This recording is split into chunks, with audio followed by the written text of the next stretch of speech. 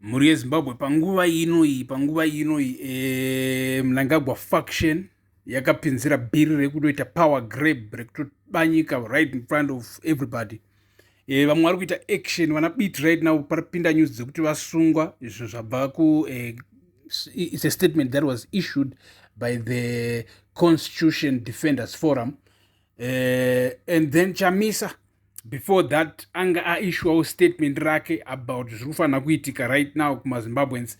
So make sure kuti wanyatsokuteeresesa kubva kuna Chamisa nezvirikutaurwa nemazimbabweans mamwe. Because Chamisa watoissue statement aniti achitaurawo iye maonero ake situation ino, and mazimbabweans mazhinji abudikira achikomblena, vamwe vachifara, but rigaitipinde panyaya, rigaitipinde pastatement rake. Right, so the statement goes like this: believe in him whom he sent. Then they say to him, what shall we do that we may work the works of God? Jesus answered and said to them, this is the work of God, that you believe in him whom he sent. John 6:28-29. So hatisatapera statement, but rikatimbosaka pakotwa bhaibheri, but toda nyanzonzisa kuti what was the intention of this statement. Murezba munorwa sei hanzi believe in him whom he sent. Is Chamisa saying iye ndiye akatumwa isusu vanhu vangomutevera chete blindly takatyoka here kana kuti chii? But get statement rake, this sacred scripture calls us to lay aside self-reliance and the striving born of our own limited strength. Instead, we are invited into a deeper, truer work to believe in Jesus Christ, the one whom God has sent. In him, we receive the assurance of salvation and the gift of true freedom, a divine warranty of liberty that our hearts continually long for. May we, with sincere understanding and earnest desire, pray, Lord, grant us the capacity and the willingness to believe more fully in him whom you have sent. Blessed Sabbath. God is in it. NC. Signature. Nelson Chamisa. So isusu hatisi kuda kutaura zvakawanda muri Zimbabwe. Gaitipinde kuti maZimbabweans ari kuti china zvinezvi. Right. Praise chokururama. Powerful reminder, President. True work begins with faith in him whom God has sent, where strength, freedom, and purpose are found beyond human effort. May we continue to believe more deeply and walk in that truth. Blessed Sabbath, President. Uyu ari kubvumirana nawo napresident wake Chamisa. Concerned African, for how long shall you mislead the masses with selective scriptures and polished words? Faith should awaken minds, not silence questions. Truth does not fear scrutiny, and belief should never become a tool to control those seeking genuine understanding. We are kujamuka. You are deceiving, you are misleading the masses. Parifana unge pachitwa action, parifana unge pachidzidziswa ma-citizens, parifana unge pachisubmit or something to the parliament, wherever, chichiramba nyaya dzana 2030. Ito zvari kutaurawo. Right? And then, toenda pana Josh, you are not the Messiah.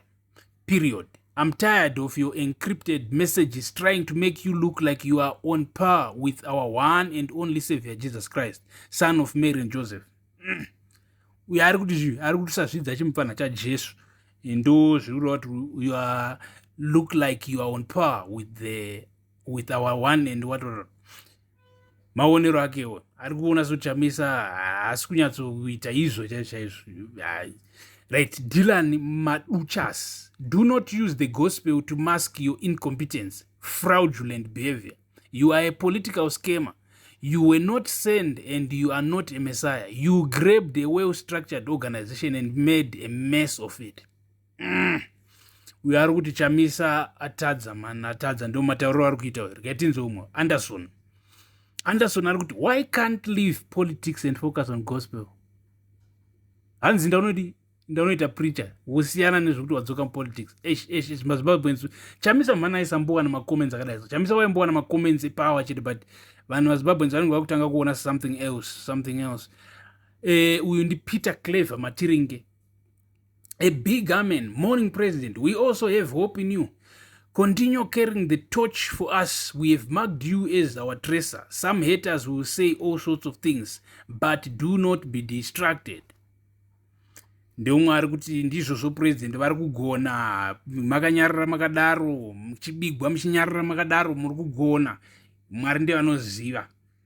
That's big faith. Une big faith mukomana Peter Clever Matiringe, ndiwe shuwa wataura zvakadai so une faith. So uyu ndi x-ray vision hawala. Turona gudo vaitomboisana muduri vodzurana mukanyanyoteerera ngano. The Bible only limits our ability to apply common sense. Uyu ari kuti uyu ari kuti mukanyanyoteerera ngano, ari kutoti Bhaibheri ingano boys. Ndozviri kutaurwa nemunhu. Bhaibheri ingano. Ende mukanyanya kuteerera ngano, our ability to apply common sense inobva yaita limited. Ndozviri kutaurwa na x-ray vision hawala. X-ray vision yava vision iri sharp. Hanzi iye zita rake chairo hanzi ndiani? Tarisirai. Alright. Regaiti nde kuna Hezi ari kuti a blessed Sabbath to you. Without faith we nothing. God is neat. Mabelievers ndo vanhu chaicho ndo core base rachamisa iri rinongobhilivha chiro zvakadaro tichingobhilivha zvokuti kwanzi takazobigwa tikabigwa futi tikaramba tichibigwa but Mwari vanozviziva zvavanenge vachiita. Yes. Ndononzi faith iri kana kuti haiziyo. Rikaitinzi honest mambizo. The masses will remember. Whilst others are pushing worthy causes, some are busy with Bible verses. Masses will judge who is truly with them. All right. Masses, you guys will judge who is truly with you. And the Ama farms are going to leave pastors to preach and politics for politicians. Simple. Those are good. Chamisa Issues. See pastor. Aite zvokuparidza ende mave politics vaite zvepolitics. So hatiwisi kuti ari kuti chibhozi Chamisa is a politician and he is also a pastor, kana kuti he is actually a pastor who is also a politician. You judge. And mutasa ari kuti happy Sabbath ari kubvumirana na president wake.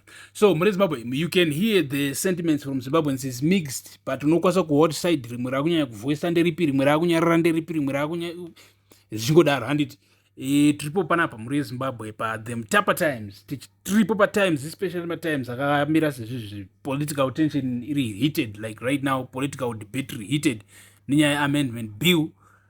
So garai panapa change chikupa ma updates ese achisvika.